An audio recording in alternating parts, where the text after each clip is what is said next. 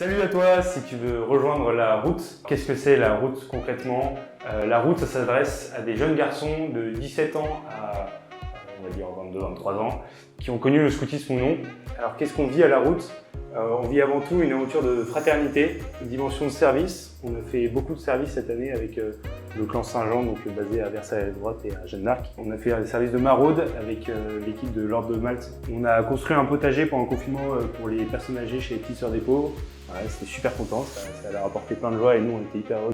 Qu'est-ce qu'on y vit aussi? On vit également des routes, notamment le pèlerinage de Vézelay en début d'année, très péchu, très motivant.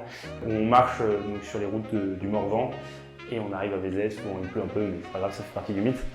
Les routes c'est quoi? C'est 4 ou 5 jours en hiver et une dizaine de jours en été où tu marches, tu pries, tu as des topos et puis tu vis une vraie vie fraternelle parce que tu as cette dimension de prière, cette dimension de devenir pèlerin et de te dépouiller parce que quand tu marches, tu ne peux pas avoir un sac trop lourd, donc tu es obligé de te dépouiller, tu es obligé de quitter un peu tes habitudes de confort du quotidien, tu quittes ton téléphone et en fait on se rend au début même si c'est hyper exigeant et on a la flemme de partir et en fait après t'en reviens mais t'es hyper heureux donc tu fais plein d'expériences.